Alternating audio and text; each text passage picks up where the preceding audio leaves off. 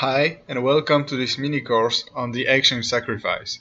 An action sacrifice means that you sacrifice a rook for a minor piece, so a bishop or a knight.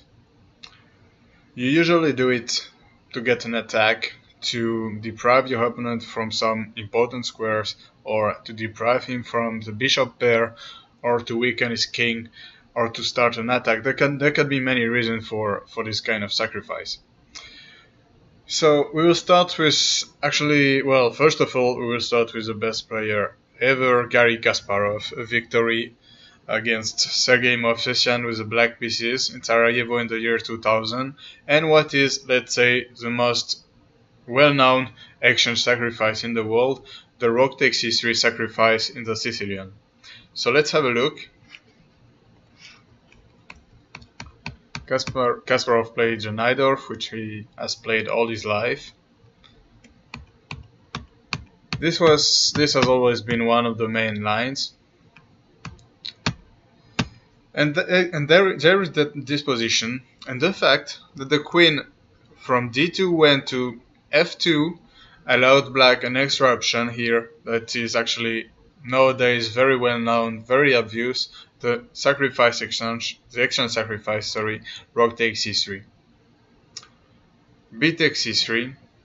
Somebody, actually a strong grandmaster who was present there in Sarajevo, told me that Movsesian looked very surprised because this action sacrifice, 20 years ago or 18 years ago, when you were sacrificing something, concepts were different as now. So when you were sacrificing something, normally something extremely concrete was happening afterwards in order to justify this material loss. But nowadays it is very well known. I mean, for sure, Movsesian is himself with the black pieces who would play rook takes c3 immediately. So chess really improved a lot in a few decades. Calm c7, queen c7, calmly attacking the c3 pawn. Knight e2. Now there is no hurry to play, d5, knight a4, or to go for the king side. First you need to regroup all of your pieces, you need to coordinate everything, and you need all the pieces in the action, including the h8 rook. So black played bishop b7 in order to castle. There is not much white can do here on the king side. It would make no sense for him to try to desperately defend himself because he does not have any useful move. So the best defense he can make is to counterattack on the king side, since this is where the black king is going to be very soon. Black castled, h4. Now white wants g6 h5 or h5 g6. It is time to react. Kasparov went for the move knight a4, so targeting again the c3 pawn. Apparently 7 years earlier, another game had been played and black had tried the move d5, which looks very logical as well. White played h5, but after d4, bishop e4, the light squared bishops were exchanged. Knight c4, beautiful knight, that's true. Bishop c1, but after b4, cb4, bishop b4, the h rook went to defend on the third file, on the third rank, and black ended up losing the game. So I think what Kasparov did is an improvement. Knight a4, just improve all of the pieces before taking decisions like pushing d5. Bishop c1, quite a logical move. The idea behind it is that whenever black is going to take a pawn on c3, then the bishop will come to b2, a fantastic square for the defense, because then the king will have a very safe square on a1, but also for the attack, because it is very well placed to counterattack on the black king. So obviously Kasparov did not take the pawn on c3, he just improved one more piece, knight e5, h5, and now it's time to open everything and to play d5. Not just to open everything, but I told you that you need all of your pieces in the attack, so you also need the bishop e7. So d5. White played queen h2. As you see, there is still no fourth mate, but simply look at the position. All of the black pieces are so perfect, and the white pawn structure is so bad, the white pieces are so passive. All white can hope here is some counter attack with g6, but you can really see that at least just strategically speaking, black has big compensations, but also dynamically speaking, his attack here should be faster. Queen h2 was played, trying to pin the e5 knight, bishop d6, and pinning it and forcing the white queen away. Knight takes d3. That's a quite impressive move, but you will see that there is a tactical reason behind it. Obviously here there are many other moves that come to my mind first, like, I don't know, rook b8, trying to play b4, or b4 immediately, or maybe taking on e4 and then knight to c4, something like that. This move, knight takes d3, is really strange because it allows white to improve on his pawn structure and solidify his center, but very soon you will see Kasparov's reason for it. Of course, not rook takes d3 after d4, that would be a disaster for white, especially since after f4 bishop e4 he is losing the exchange back. So c takes d3. Now Kasparov still not rushing to take the c3 pawn. He does not want to allow this bishop b2 king a1 idea. He plays here the move b4, just opening the queen side completely, which actually, well, is black's queen side, but we could say that it is white's king side. C takes b4. Another option was c4 to try to try desperately to keep the position relatively closed, but actually it doesn't work. dc4, queen c4, the e2 knight is hanging, and then some b3 or knight c3 or bishop e5 or even bishop e4. It is clear that white is getting mated here. So cb4 was played, and now of course not just bishop takes b4, rushing on the pawn, but rook c8. Black is threatening to play queen c2. Not much white can do here. He played king a1, prophylactical move. And here Kasparov found an amazing tactics. I would expect him to play here bishop takes b4, for example. Now that the king is on a1, it makes a lot of sense because bishop c3 check is coming next. Queen c2 also looks like a good move. But Kasparov found a win by force, a very brilliant tactics. D takes e4, f takes e4.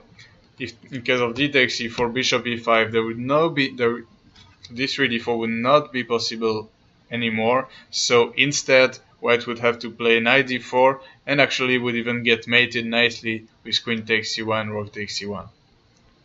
So white got to take with the f pawn on e4, and here Kasparov found a brilliant sacrifice. Bishop takes e4. Why? Because in case of d takes e4, black is mating white exactly in the same way as we just saw. So if knight d4, bishop takes, and then queen takes c1.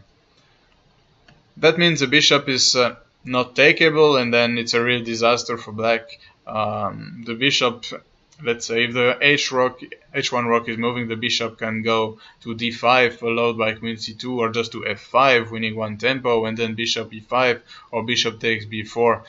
This is just game over. Out of desperation, white tried g6 here. Kasparov simply took the exchange on h1, queen h1, bishop b4, gf7. Now, of course, black could take the pawn. He could take queen f7, for example, but he decided to keep all of his attention on the king side and played king f8, queen g2, rook b8, cutting the b file. That means the white king will not be able to escape when bishop c3 check is coming. Bishop b2 was played.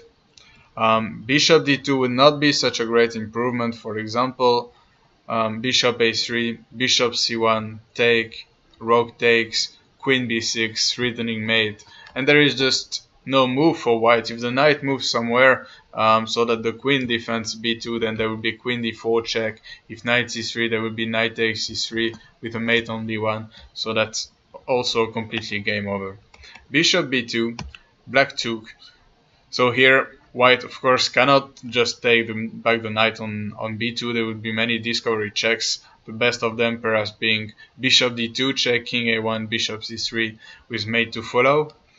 Knight d4 was played, trying to find counterplay on the e6 pawn.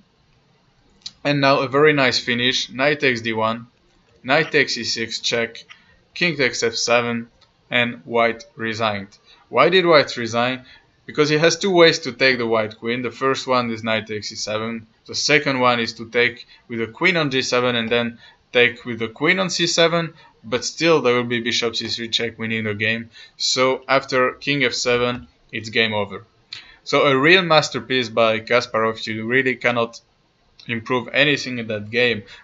What is important to remember is, first of all, when you sacrifice an exchange, you need to have concrete reasons, but not necessarily concrete variations. So there were big compensation. You can see that the pawn structure in front of the white king was damaged, that black had very easy play without a white knight on c3. He could go with his knight to a4, with his other knight to e5. He could castle easily. He had all the freedom to push d6, d5. So a lot of compensation, that was enough. And what did Kasparov do? He improved all of his pieces, and then when everything was optimized, which is a very important rule, always optimize all of your pieces.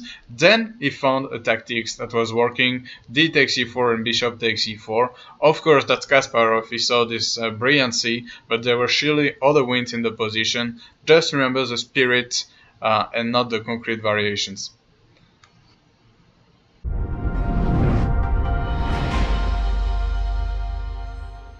So we just saw a great and famous example by Garry Kasparov of a rook takes c3 sacrifice in the Najdorf Sicilian.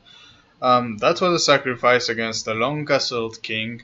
This time I will show you an example of action sacrifice against a short castled king. So instead of having rook takes c3 with a white king standing on c1 or b1, it will be a rook takes f3 sacrifice with a white king standing on g1. That game was played by myself. I was black against the international master Simon Baker from Denmark. So we will go quickly through the opening because it is not really what matters to us. And after 17 moves, we reached 18 moves actually. We reached that complicated position where, well, it is kind of clear that black is having decent play. The bishop on b7 is a bit passive. On the other hand, if one day black would manage to break the center, would manage to somehow break this strong point on d4 and would manage to push himself d5, d4, then this bishop would become a monster.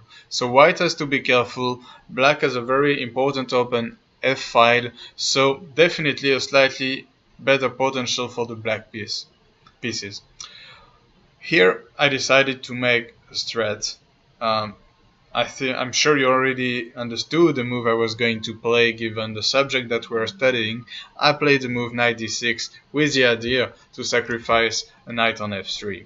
Furthermore, the knight may jump to e4 or c4 next. And it is very difficult to avoid this action sacrifice. First of all, if you, let's say, remove the knight, put it back to e5, hoping to repeat moves with knight f5 and make a draw, then for example cd4, knight d4, queen d4, sorry, knight f5, and the next move is d4, and then the bishop becomes a monster. g2 will be a target, knight h4, queen d5, and so on are coming. So this is not a good idea for white. After knight e5, also knight e4 would be a very decent idea.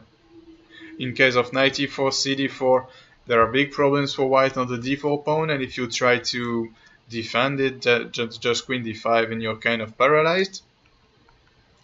And if queen e3, bishop a6, and now f2 is a problem. So not easy here to find a move. You cannot defend the knight so easily neither, because if queen d3 or queen e2, there will be bishop a6 winning an exchange. If queen to e3, then there will be knight c4 with tempo, and this sacrifice is somehow going to happen at some point. So difficult to prevent it, and my opponent just decided to allow it and to reinforce his center, playing the move rook to d1. Rook f3, gf3, queen f6, targeting the pawn. Remember when Kasparov played rook takes c3, b takes c3, and a simple move queen c7. So just try to learn from the best. Here I'm trying to do the same. I just bring my queen into the action. Here it is very difficult for white to hold everything. The pawn on f3 is hanging. Knight c4 may come. If white defends with king g2, then knight f5, attacking d4, threatening knight h4. So difficult to do something but to enter some forced lines, playing d takes c5, with the idea to play knight takes d5 next, and to keep the knight on d5 and say, well, look, not just I take you one more pawn, but also I'm never going to move away my knight from d5, and you're not going to mate me with your bishop on b7. Several possible moves here. We should calculate d4 immediately. We should calculate queen takes f3. We should calculate b takes c5, and we should calculate queen g6 check. If you just take on c5, then knight d5, queen g6 check, queen f3 is not threatening, then just queen f4 for example, and that's just winning for white. Bishop d5 takes. So for example, queen g6 check, king h1, queen h5, putting pressure a little bit everywhere in the white position. But here for example just king g1 back. If queen f3, it's again queen e3, and it's not so easy for black to do more than a draw. Maybe he can try knight f5. So maybe b takes c5 was a decent option. Yeah, I think it was the second best move after the one that I picked in the game. Another option is d4, but after queen takes d4, nothing is working here for white. In case of for black, sorry. In case of queen takes f3, just knight d5. And in case of queen g6 check, of course, just queen g4. So d4 is not a move. Queen takes f3 is not a move, just queen e3, and white is winning. Then the queen comes to g3. So you understand that actually this pawn on f3 has pluses and minuses for black, because of it, the white queen has problems to come back, defend his own king.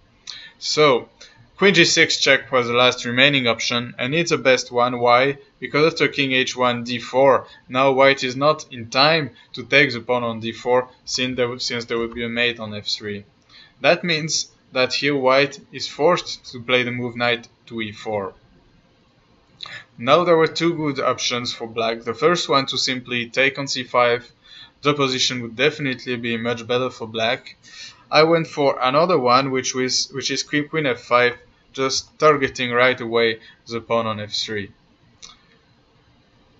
Queen d3 was played by my opponent. That was the only move. In case of king to g2, then after knight e4, fe4, there would be an important nuance that queen g4 check is a mate, take, check, and bishop e4.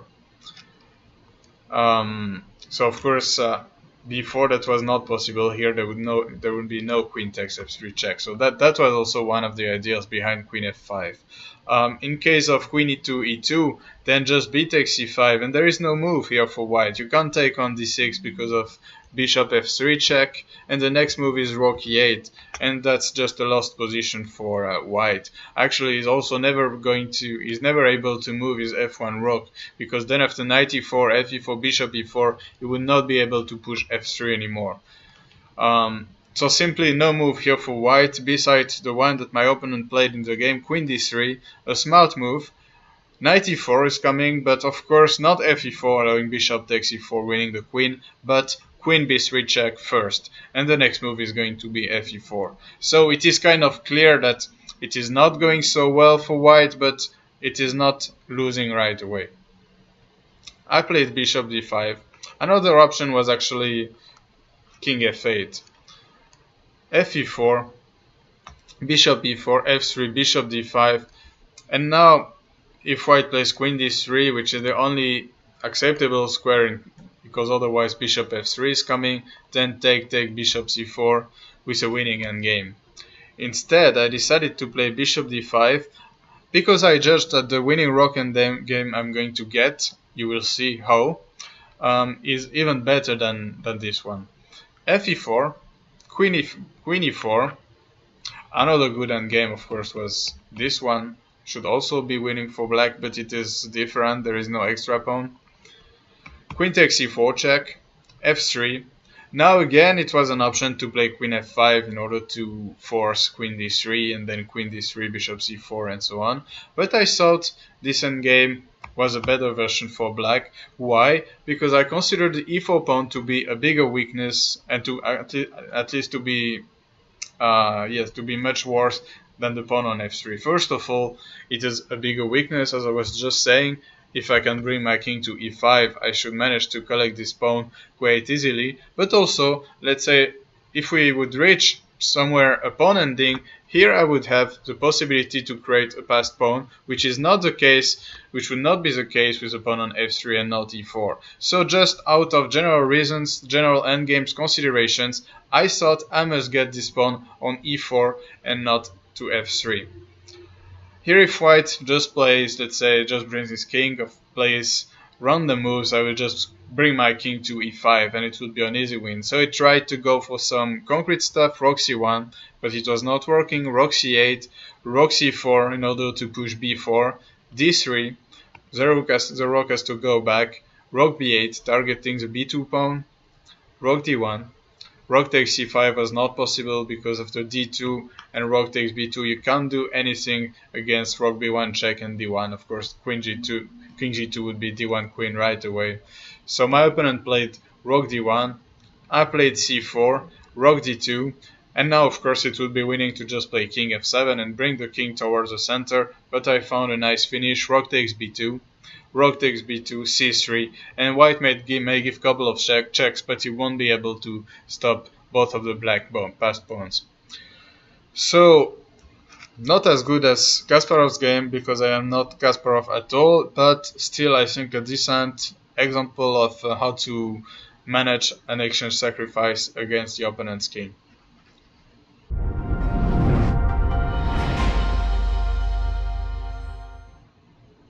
So we just studied action sacrifices on the queen side, on the king side, always targeting the opponent's king. Now let's see a couple of sacrifices, action sacrifices in the center of the position. We are going to use a couple of games by someone I had the honor to work 4 years with, someone who I can tell you loves to exchange sacrifices, Veselin Topalov. We had many training sessions and I can tell you that the amount of pieces and exchanges he was trying to sacrifice every hour was very high, so I was not surprised that when seeking for examples of exchange sacrifices I found many of his games. We will start with his victory over Predrag Nikolic in Monaco in the year 2000. It was a rapid game. So Veselin used the Benoni, an opening that he really liked to play very much, and it's especially, it's very sharp. You can win with the black pieces. Even nowadays people use it when they need a full point with the black pieces. On the other hand, of course, with more recent computers, some problems were found and it is more difficult to play it every game as some very strong players were doing many years ago. So G3, one of the main lines. I may point out that actually nowadays people are playing Benoni in this move order a little more often than if white starts with knight c3, because at least when the move knight f3 is played, black is avoiding lines with f4 and bishop b5 check that are extremely dangerous for black. So after knight f3, actually people nowadays they are reconsidering to play Benoni. Anyway, let's continue the game. Bishop f4. This move was slightly forgotten for quite some years, and nowadays it came back, but with a completely renewed theory. Nowadays people played, in that game Veselin played knight a6, just getting a sharp position, but nowadays people play knight e4, take, knight d2, and sacrifice. If the rook comes back, then knight c4, targeting the d6 pawn, and black is in trouble. But rook takes f4, gf4, bishop b2, rook b1, bishop g7, e4, and well, at first it looks like some nice compensation for black, but it is very tricky. White wants to play knight c4 and e5, and if he manages, then he will have a fantastic position. But of course, black also has ideas like queen h4, bishop h6, so a very, very tricky position. Anyway, Topalov played knight a6. Now several options for white. He could have played, for example, knight b5. I think black would answer bishop f8 because in case of knight e4, knight d2, the problem on the d6 pawn remains. Just bishop f8, and well, of course, the bishop will be back on to g7 very soon. Black plays knight c7 next, or maybe even queen b6, and then the bishop will come back to g7. So I don't think knight b5 is so dangerous. If rook e1 in order to play e4, then for example knight c7, threatening b5. Here a4 has to be played, and now maybe knight a6 back and knight b4. So actually this move knight a6, I have no idea why it should be so bad. It looks very interesting to me. Nikolic chose knight d2, Topalov played knight h5, bishop e3, and now you see this action sacrifice that is coming. It is coming very soon, but in chess you should never hurry up too much. First Topalov optimized his position, he did not sacrifice right away. He first played knight c7, threatening b5, so a4 was played. Now the only way white could defend against this rook takes e3 idea would be to play knight c4. So Topalov played b6 with the idea to improve his bishop to a6, and then he's going to chase away the knight from c4 if it comes to c4, and then sacrifice on e3.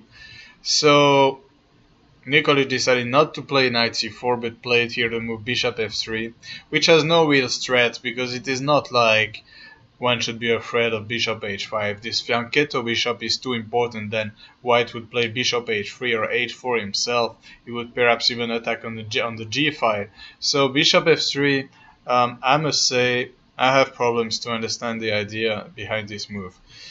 Topalov could take on e3 here, but he first decided to play bishop a6 since he was not afraid of bishop h5 for the reasons I just explained. Rook e1 was played. Now threatening, if you can call it a threat, knight f1, that would prevent rook takes e3. So it was time. Topalov, it was not forced at all, of course, but Topalov decided to sacrifice an exchange. Pawn takes e3, only move. White cannot try to take on h5 intermezzo because of rook takes e3, just winning material. Knight f6. So just if you look at the position, black has a bishop pair. He has a very nice square on e5 that will probably be occupied very soon by one of his knights, probably the f6 one. Black is better on the queen side. He has 3 versus 2 and a very nice bishop on h6. Black is better on the king side because he has projects to push h5, h4, and white does not have any of these ideas. And because of this square on e5, black is also better in the center. He also has a bishop pair. So here you do not need to calculate anything. You have sufficient compensation.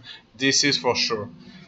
Queen c2 was played, queen e7, e4, h5, just improving the position slowly. Topalov could very well have played knight d7, knight e5, but there is no rush. The only thing that black should avoid is if white could at some moment push e5 and force d takes e5, because then of course white would get a passed pawn on d5. But so far, as long as a piece would take on e5, would capture on e5 if white would decide to play it, there is no hurry. h5, e3 was played, bishop h6. Now Nikolic brought his knight to f2, which I think is quite smart because at least it is holding some squares and protecting the white king. Rook e8, knight f2, knight d7. Now that everything is optimized, it is time to bring the king to e5. White played b4, desperately trying to get some counterplay on the other side of the board. Knight e5, and here difficult to play something for white. Actually bc5 could very well favor black here, as either bc5 and then rook b8, and it is probably black who could take advantage of this b5, or d takes c5 and then either e8 rook is going to move, and then knight e8 and knight d6, and the black knights are going to be true monsters. So to prevent this, b5 was played. I said a little while ago that a fianchetto bishop was very important, so why did Veselin here play the move bishop c8 and not knight f3? Well, because first of all the character of the position changed. White has extra material. Black as a compensation, as one of these reasons why he has such big compensations, is that this knight on e5 is a monster. It is now much stronger than the white fianchetto bishop. Secondly, concretely speaking, knight f3, bishop c8 would allow e5, d5, e4, and now white has a passed pawn. It does not have any bad piece, so the position is changing completely. Definitely this is not what black wants. There is no reason to take this bishop on f3, so bishop c8 was played. Bishop g2, not necessarily being afraid of knight takes f3, but hey, you need to move your other pieces as well, and at the moment the knight on d2 is stuck to the defense of the f3 bishop. So bishop g2, h4, rook a2, quite a smart move because the rook will be useful on the second rank in the defense, and also it is clear that the bishop is going to come back to g7 at some point, so then there won't be any problem with it. Hg3, hg3, queen g5, knight f1, just holding the position. Bishop back to g7. So again you see the bishop on h6 was very useful for a while. It kept the white rook on e1, the pawn on e3 had to be defended and so on. But once that it has done all of its job, it is time to put it back to its most natural square, which is g7. Queen e2 was played. Now Topalov again a matter of optimization. I do not see what more Topalov can do in the center or on the king side. Actually, there is only one thing that he could do, which is to push f5, but here it looks a little premature. So what did Topalov do? He decided to try to create weaknesses on the other side of the board, and he played a6. White cannot take on a6 because after bishop a6, wherever the queen moves, there will be bishop takes f1. And the g3 pawn will fall. So white played rook b1, trying to hang on the b5 pawn. Queen back to d8. There is no reason for black to rush taking on b5, because after ab5, the white rook could come to a7. So queen d8, bishop h3. Here actually it could be an interesting positional exercise. What move would you play here with black?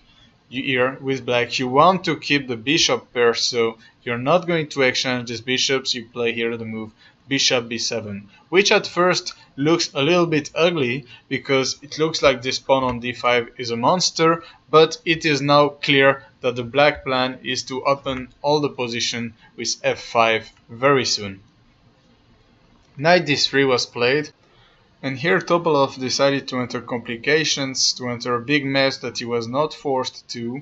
He played the move f7, f5 right away. I would tend to believe, given what happened in the next moves in the game, that it was not fully under control. Perhaps he should have prepared it a bit more, play first, I don't know, queen e7, a few normal moves and see how to make it work better. Because after f5, knight e5, bishop b5, ef5, all of a sudden it becomes difficult for black to take back the pawn on d5. In case of knight d5, queen c4, the knight is pinned once and will soon be pinned the second time with bishop g2. So, in other words, black is simply about to lose his d5 knight. And in case of bishop d5, then white is not going to move away his rook from a2, but he's going to sacrifice it. And after bishop a2, queen a2, king moves, rook b6, it is white who is much better here. He has two extra pawns and the pawn on a6 is a monster. So actually, I don't know if it was all planned or if Topalov here just improvised, but he played the best move, queen g5, with the idea that if white takes on g6, queen g6, now the position becomes much more acceptable. If the rook moves from b1, maybe it will be easier to take on d5 and then in case of queen c4, play queen f7, for example, something like that. But also the queen is more likely to create problems on the white king. So fg6, not really the priority of white, but rather solidifying the position. So rook d2 was played. Now that the rook is gone from the a file, black took on b5, a b5, took back the pawn on f5, queen f3, rook f8. So you can see that black did not take the pawn on d5 after all these f5s and so on. The pawn on d5 is still there. However, it is still an exchange, not an exchange at several pawns, just an exchange, and all the white pawns are weaknesses. And well, the knight has to defend these two, the queen has to defend these two, the rook has to defend this one, the rook has to defend this one, the bishop on h3 is doing nothing, and black has a very clear plan, which is to push the c4 pawn. So actually this position is just quite bad for white. Bishop g2 was played, king g7, rook c1 preventing c4. In case of knight b5, white wants to come back on b1 and then rook b6, attacking the b7 bishop. So Topalov played a nice prophylactic move, rook f7, defending the bishop already. Difficult here for white to just go back to b1 with the rook, then c4 would happen. So white just desperately tried to get some counterplay on the king side, but it was not working. Knight b5, rook h4, knight c3, the knight is coming to e4. Bishop h3, trying to play rook h5 and to take the f5 pawn, but knight e4, rook g2, queen g6, nice prophylactic move against rook h5 and also straightening knight g5. White played g4 out of desperation, but now knight g5. If the white queen moves away, then f4 and it will be game over. So white tried to sacrifice his queen, and black did not even take it, he just played knight f3 check, fork, winning the h4 rook, and white resigned. So not a perfect game, because I believe this sequence with f5 was not fully under control, but still, remember how he improved all of his pieces. He played a little bit on the king side, on the queen side, he optimized all of his pieces in the center, then he created a weakness on b5, a passed pawn on c4. See, he did it little by little. He did not worry too much about the exchange, he just played the position. Sometimes you are an exchange down, but if the compensations are long-term compensations, you do not need to rush and to start pushing everything, because if you do so, you're just going to lose the game. So just take your time and enjoy that your pieces are better than your opponent's pieces, even if they are fewer.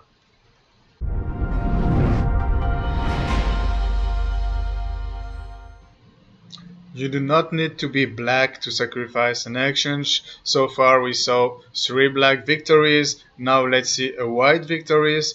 Again by Veselin Topalov against Gata Kamsky this time. That game was played in Sofia in 2006. So it was a Slav defense, the a6 variation that Kamsky was playing quite often at the time. That's one of the main lines, you know. The bishop on f4 is very well placed. White wants to play h3 and bishop h2, so black chases the bishop away, bishop duck, knight f6, and basically the idea is that the bishop on d2 is not that much better on d2 than it was on c1. So while black is just saying, okay, I repeat moves, now show me what you want me to do. Here there are many moves for white. Queen c2 is, for example, one of them. Actually, instead of bishop d2, also bishop g5 is an interesting move to provoke h6 and then bishop d2. Many variations, but Topalov here went for the move rook c1, which is a useful move if at some point black manages to push e5, which is, let's say, the big goal in that kind of pawn structure, then the rook on c1 will be very well placed. For example, let's imagine e5. Knight e5, knight e5, d5, knight g4. Now white would play knight to a4. It is true that the pawn is already protected, but white must be particularly happy that it is double protected, because now we can play the move knight b6. Bishop c3 is another good option, but knight b6, and if rook b8, bishop f4, and it's a good thing that the pawn on c5 is protected. So that's one of the ideas behind this move, rook c1. g6. In case of bishop f4, black, guess what, will play knight h5 again, and this time there is no use to allowing it, because there will be no better square than d2 back. So h3, the idea is clearly to play bishop f4 and then to keep the bishop on that diagonal. So bishop f4 and then e3. So black plays queen c7 to prevent it, g3 in order to play bishop f4, bishop g7, bishop f4, queen d8 back, but now the pawn is on g3. Here with white we would love to play g3, g2, but this is not allowed by the rules of chess, unfortunately, so white has to find a different plan. The good news, he is already able to develop his f1 bishop. Knight h5 anyway, that's anyway a move black should play, because he needs this bishop away in order to play e5 one day. Bishop g5, this is whatever moment black would play knight g5, now white would first play bishop g5 and then back to d2. Very soon you will understand why. Castle, e4, takes, and the big difference with the pawn on h6 is that if black plays e5, then after d5, black is losing his h6 pawn at the end of the variation. This looks quite deep, but now it became quite well known in that kind of pawn structure that white is winning an important tempo with the pawn on h7, because if black needs to first defend the pawn on h7, you understand that white is quite ahead. He may just castle e5, and now that he is so well developed, bishop c3, that's a completely different position. So knight f6 back was played. The good thing for black about this exchange, e4 and knight takes e4, is that the d5 square is available. The bad thing for him is of course that white has a lot more space than black has. Knight f6, knight c3. When you have more space, you do not simplify the position, because more space means that you have more squares to your pieces, so the more pieces on the board, the better for you, because your opponent, on the contrary, has less squares for as many pieces as you. Rook e8, castle, knight f8, quite a nice maneuver, with the idea, first of all, to free the c8 bishop, but also to bring the other knight to d5. Black could have played e5 here, finally, but still that position would not be fun with knight b6 and bishop f4 coming. So knight f8, queen b3, preventing the bishop from moving from c8 because of the b7 pawn. Knight e6, black wants knight c7 and knight d5. Bishop e3, knight c7, knight e5, attacking f7. So black played knight fd5. And now one difficult question, should white play knight takes d5, or should he keep more pieces playing knight a4? We did say that because white had more space than black, he should keep as many pieces as possible. It is also clear that black only has one good square for his knights, and he has two of them. So if you keep both of his knights, then well, they're both fighting for only one square, the d5 one. On the other hand, there are some concrete problems trying, for example, to play a move like knight a4. It could lead to some forced lines like bishop e6, queen b7, take, knight d5, and queen a5, rook b8 are coming, and that tree could really be a big mess. Actually, white could be worse here if he is not careful. I assume Topalov did not like these variations, and he took on d5. But compare this position with what would have been the position if like 7 moves ago, white would have accepted to change knights on d5. White simply won like 5 tempi, because in order to manage these actions, black had to play rook e8, knight f8, knight e6, knight e7, and then knight d5. So black had to lose 5 tempi in order to manage what would have happened if white would have accepted the exchange. So it's anyway a big victory for white. Knight takes d5, knight takes d5, Bishop d2, we do not want to exchange all of the pieces. Black took on e5 because, well, it still cannot move his c8 bishop because of queen takes b7. And if he allows rook e1, then it will be very difficult to move it ever, because then bishop f5 will always be answered by g4, and bishop b6 will be answered by knight takes g6. So although you normally don't give your fianchetto bishop, Kamsky here thought it is better to give away that to make that exchange now that white is forced to take here with a pawn, and then just try to hold on the light squares. And it definitely makes a lot of sense, because if black can manage bishop e6, king h7 and so on, his position should be acceptable. Here black is just 2 moves away from managing that, queen c7 to defend the b7 pawn and then bishop e6. And now Topalov found a very ingenious way not to give black time to manage his queen c7 bishop e6 idea. He played rook fe1, queen c7 defending the b7 pawn, and e6, bishop e6, rook takes e6, sacrificing an exchange and a pawn for positional and dynamic compensations. fe6, rook e1.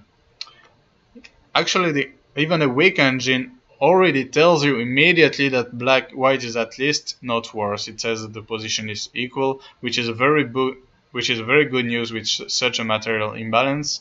And well, I can tell you that he is even wrong, because in that position is much better for white, especially in practice. Queen d7 defending the e6 pawn, queen d3 targeting what is actually the biggest weakness of the black position, so the g6 pawn.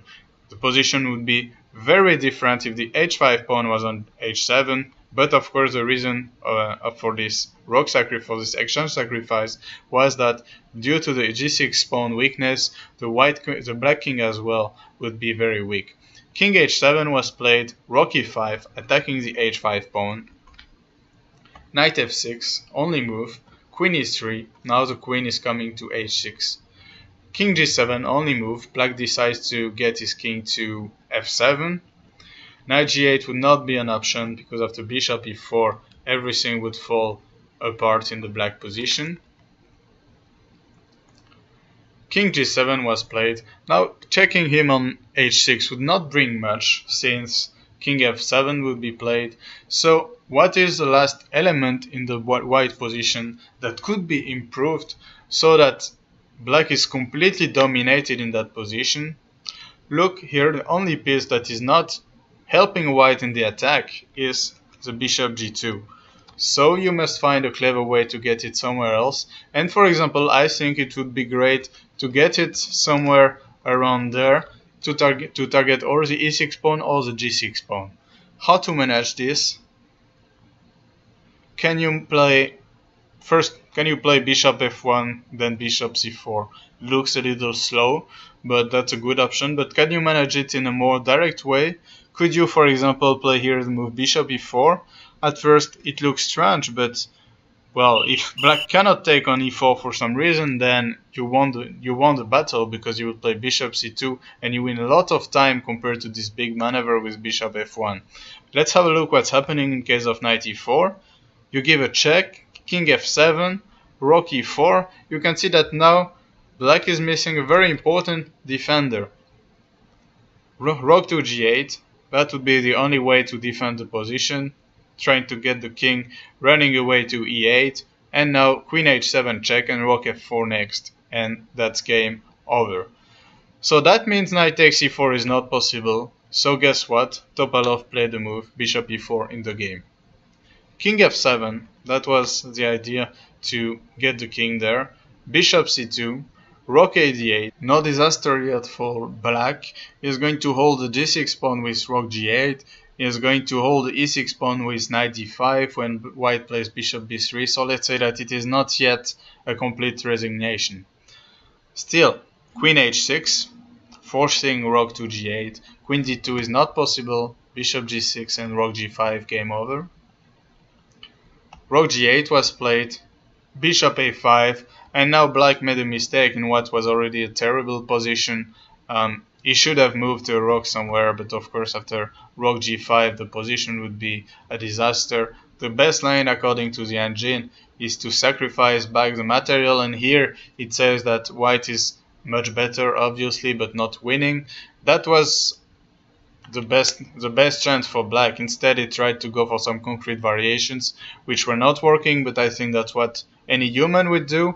Queen d4, bishop c3, queen c4, and now not rook g5, that would be met by knight e4, and it's even black who would be better, but bishop b3, queen d3, check, king e8. And here Topalov, especially just before the time control, it was move 39, made his life simple and played the move king to g2.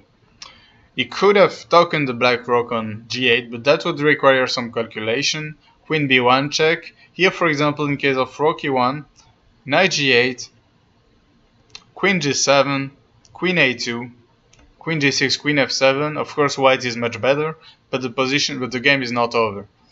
After king g2, then move rook d1 would have to be calculated, but it could be that Topalov missed that rook e7 here is a forced mate. Check, king d8, bishop a5, and it will be a mate either on c7 or f7. Anyway, mind you, although this is working for white, the engine says that king g2 is the best move because, well, the black rook has to run away, what else? But now king g7, this is already +8 for white, can you imagine? This is simply a mate. You cannot defend against all these threats, for example, bishop f5 attacking the black queen, and then e7 will be undefendable. You cannot play just knight d5 because there will be bishop takes d5.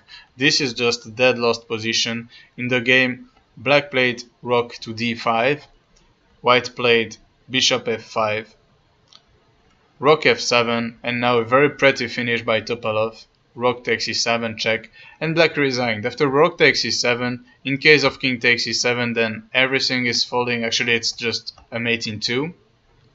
And in case of rook e7, then check, check, and then bishop takes d3. Again, all the pieces of black are just lost.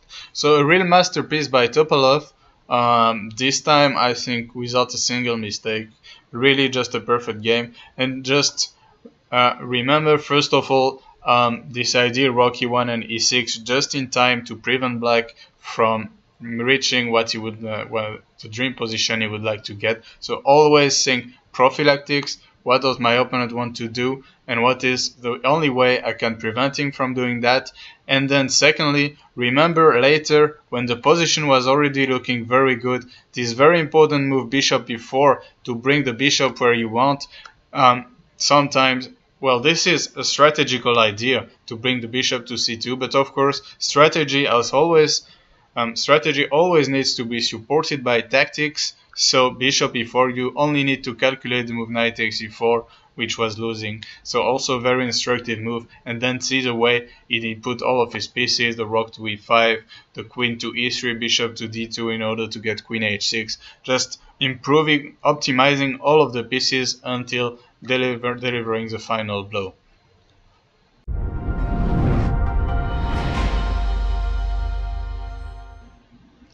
We saw quite a few examples of exchange sacrifices, so some of them on the king side, others on the queen side, sometimes in the center. Usually the aim is to weaken your opponent's pawn structure a lot, and usually the target is the opponent's king. That's not always the case, but that's in a majority of the cases.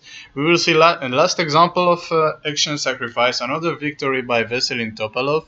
This time the topic is more like when your opponent is underdeveloped, and that you should not focus too much on material. Then if he's underdeveloped, you should focus on his king.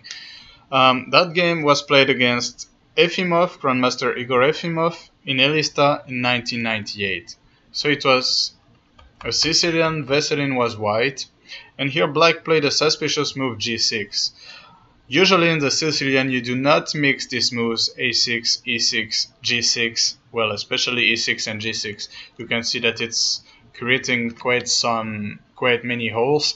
That's something that is accepted in a few special cases, but that early in the game it is definitely suspicious.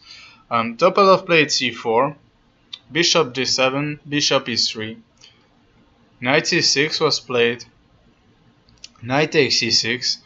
I think bishop e2 was also a decent move, just to play knight c3 castle and to play a maroxy when black has a pawn on e6. But anyway, knight takes e6 is great, b takes e6, and now the question is what to do against this threat, bishop takes b2. If you look at the black position, there is clearly one problem here, that is a d6 square. But if you give him time, he's going to play d6 on the next move, then knight e7 castle, later probably d5, and his position is going to be fine. I think here many amateur players would play the move knight c3 instantly, just preventing the move bishop takes b2 and developing the pieces, and that's also what the engine wants to do at first. But Topalov did something much stronger. Here he played the move c5, careless of the threat bishop takes b2. What does he want to do? He wants to bring a knight to d6, and he doesn't care about all this about sacrificing all this material. Bishop takes b2. You need to justify your play at least. Knight d2, bishop a1, queen a1, f6, knight c4 obviously, and Efimov got quite a bad position, but he defended himself quite impressively. First of all, here he played the best move of the position, a5, with the idea at least to simplify the position a bit, to exchange a couple of pieces and to play bishop a6. Right now it really looks like the bishop on c8 is like a pawn, but after a5 it is going to be exchanged for sure. Check, king f8, castle. Another option was definitely here the move h4. Just leave the king in the center if necessary, get it to f1, and then play h5, rook h3. That's what the engine wants. It thinks that white is clearly better, and well, I think I agree with this assessment. I like it more than castle, the move castle played by Topalov. But castle is also good. Bishop a6, take. That's one good exchange for black, but look at the rook on a6. It is still very much out of play. It needs two tempi, rook a8, rook b8 to get back into some kind of play. But in the meantime, Topalov is counterattacking on the, well, not counterattacking, just attacking on the king side. f4. Again, the best move by black. h5 was played, because he would like to play knight h6, but he cannot do it right now because of f5, and then the knight is hanging.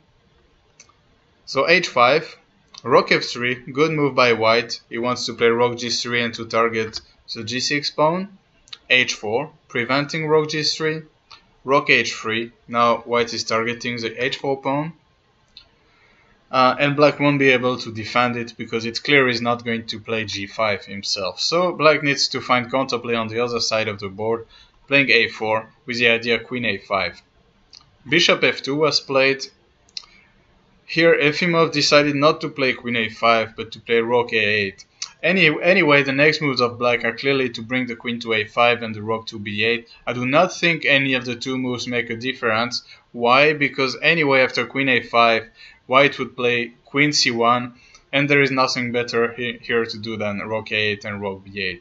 So, of course, after rook a8, it allowed white to take on h4. But anyway, when the queen comes to a5, white will answer queen c1, so we will more or less transpose. Except that here, black should be a little careful, as there is a deadly threat of bishop takes f6 winning the game. For example, if rook b8, bishop f6, just winning. So black needs to prevent that. He played king g7, solid move, and quite a smart move, because at first, if I were black, I would be very much afraid of the move e5. But it is actually good for black, decent for black. Then black would sacrifice an exchange as well. Rook h4, f5, closing the position, rook h3, queen a5, and here I do not think black is worse at all, because, well, for the moment the knight is stuck to g8, otherwise with a white queen will come to the h5, to the h file and just deliver mate, but On the long term, for example, well, first of all, here you have to defend the c5 pawn, and I do not see anything better than exchanging queens, and that position definitely looks decent for black. The material is equal. It is the knight on d6 is good, but the knight on d5 will be good as well. So this is definitely not what white wants. So instead, Topalov decided to continue in the same spirit, just create a mess on the board and play the move f5. This move f5 really reminds me of the move f5 he played with black against Nikolic, that game that we saw a few minutes ago, when, well, you do not really know how far you can calculate, but you just want your opponent to play moves, because his position is definitely difficult to handle. Queen a5 was played, seeking for counterplay. In case of g5, then white would take on g5, rook h3, gh3, and well, it is true that it is a good news for black to have exchanged these rooks. On the other hand, white will remove his bishop from g5, remove the king from g1, and the queen is going to come to g1 and then to g6. So that's also extremely tricky for black. Queen a5 was played, queen c1. Of course, you do not, first of all, you need to protect the c5 pawn, but you also do not want to allow the black queen to d2. Rook b8 was played. That's really a priority for black to find some counterplay on that side of the board. So two ideas: to bring the queen to e2 or to play a3 and rook b2. Instead, g5, for example, would be a terrible move. Then bishop e1. The queen would have to go back somewhere, and then rook g3, and then, well, some plans with rook g4, h4, for example, would be possible, but also e5 is coming next, and then the black position is just going to explode. So rook b8, again a good move by black. Bishop e1, queen a6, good move again. The queen wants to go to e2. Rook g3, attacking g6, and now again excellent defensive move by black. The only move in the position, queen e2. Just trying to find counterplay and not caring about the pawn on g6. g5, for example, would be a disaster after e5. You see that everything collapses in the black position. Knight e7, just the same thing happens, just 1-0. So queen e2, really a great move, and now rook g6 would just be king f8, and all of a sudden you don't know who is attacking the other. So here Topalov also played a great move. He played the very simple move bishop d2, preventing queen takes a2, and he's going very soon to get the queen away, playing rook g3 to e3. Knight e7 was played, defending g6 finally. h3, white is taking his time. And now black made a mistake in what, well, it is difficult to know what he should do, because there is simply not a good move, but there is also no forced mate. So the computer says basically that black should wait and pry, more or less. Of course, for a human, you want to do something. You want this suffer. You want an answer to this suffering. You know. So you just want counterplay. And here, black tried to counter-sacrifice an exchange with rook b5, but it is losing by force.